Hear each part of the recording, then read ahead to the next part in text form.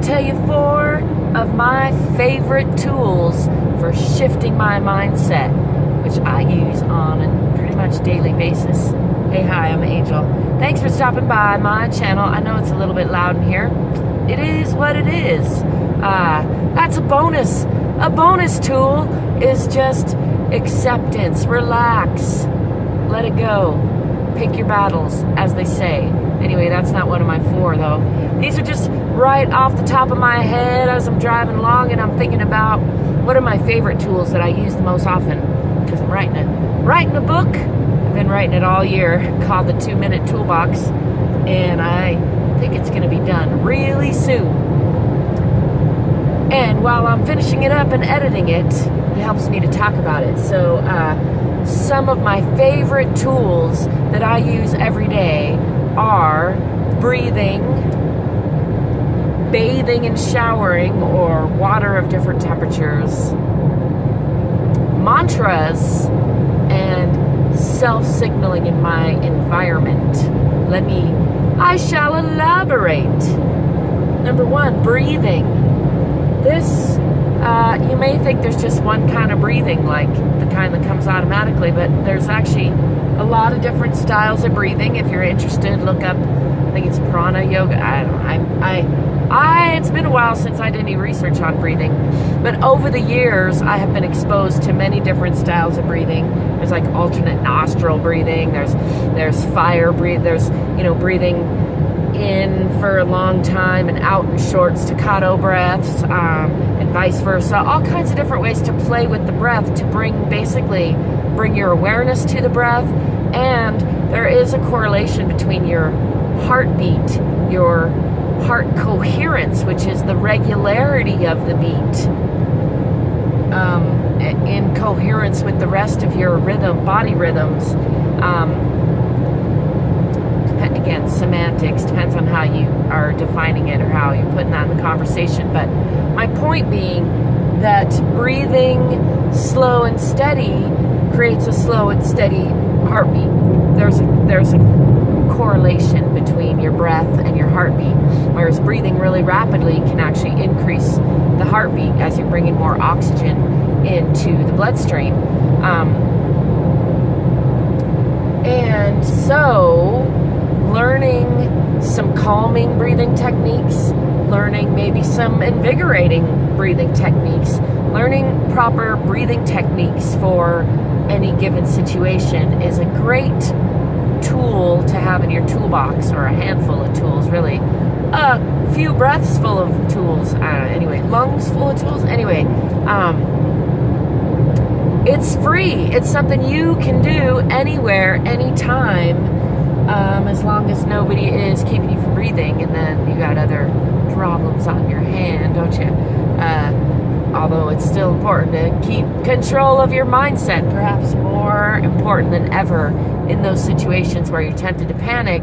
If you can stay calm, stay in control of your brain and your body, then you have a better chance of surviving it, or making the best of it. Anyway, that's another tangent that wasn't amongst my list. Number 1, breathing. Number 2, bathing, or hot and cold water. I try to take a hot soak followed by a cold shower every day. There are many days that I don't get to do that for numerous different reasons. Some days that I just choose not to because I got lots of stuff to do, and I go ahead and abstain from that. Sometimes I do it later at night. Sometimes I don't do the cold shower follow-up if I'm not feeling super strong and healthy, or feeling like I'm fighting something off. However, that's kind of my standard routine, and I'm always blown away. In the morning, I put some cold water on my face. That really helps. There's studies done that show, I forget who did what, but I'm pretty sure there's some science backing, and I know just from, try it, you'll see. It helps wake you up to splash water on your face. There's actually like a biological, very fundamental, like lizard brain response, though. That's what I was babbling about in the science they've discovered.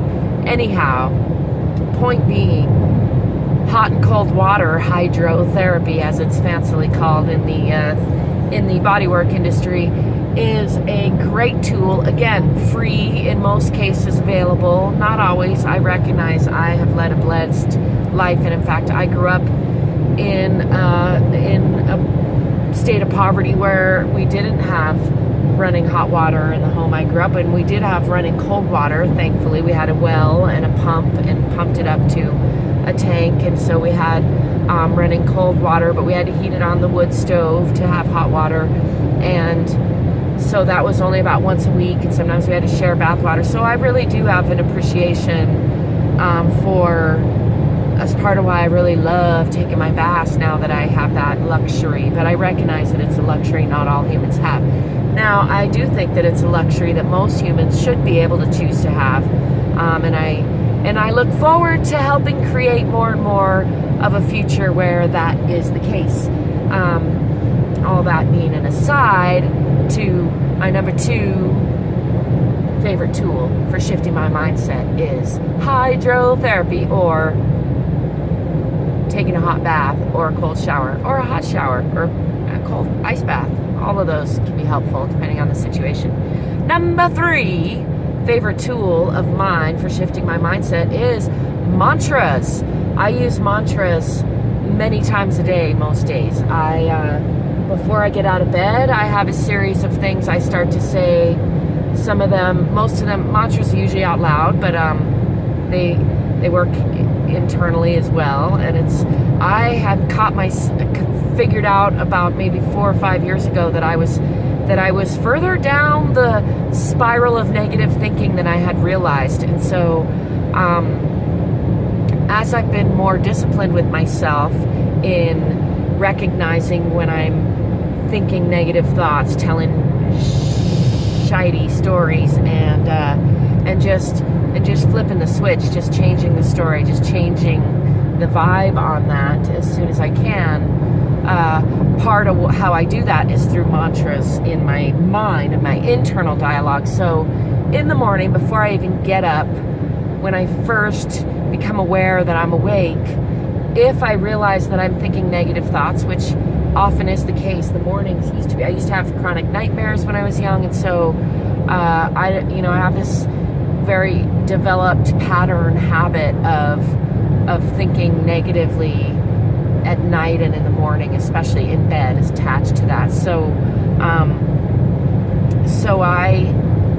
in recognizing that, because I do pretty good during the day, but I would really struggle at night, especially when I woke up in the morning after night. So I've made some real positive progress, I'm happy to say, and part of that has to do with mantras. That's not the only thing, but mantras is a big part of it. So I use mantras before I get up. As I start listing things I'm grateful for, I usually start just saying thank you silently, and then out loud as I get up, I'll say thank you to the sunshine, and thank you to the universe, and thank you to my bed, and thank you to my body, and to my kitty, and thank you to my mother, and my lover, and my son, and my friends, and then I usually, by then, I'm up and I'm starting to list things I'm grateful for, so it turns into more of an out loud.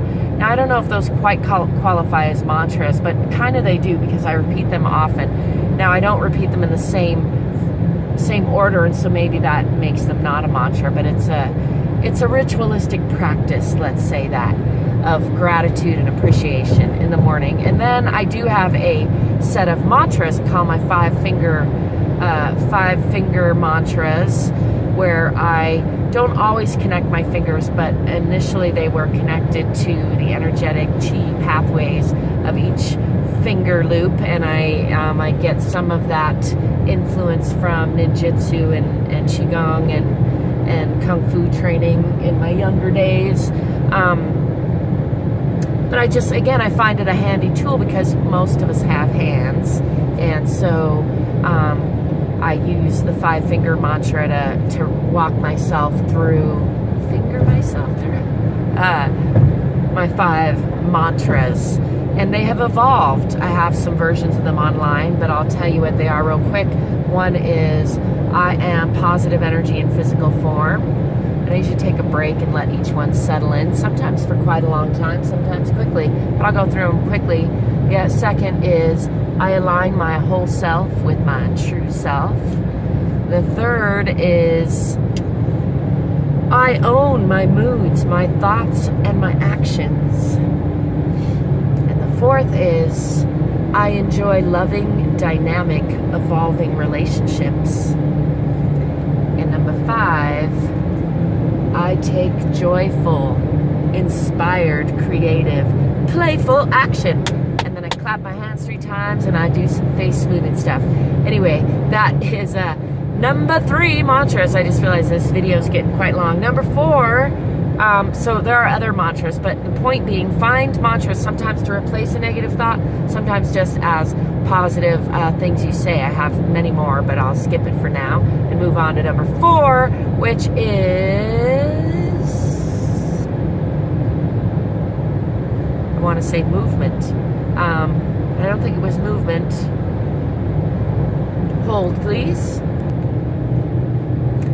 All right, well, I can't remember. I went over it in my brain. I don't have a rewind here without messing up my pause. So I'm just going to go with movement or stretching. A deep, now maybe that's a bonus, and maybe I mentioned a different one at the start. And you can harass me in the comments if that's the case.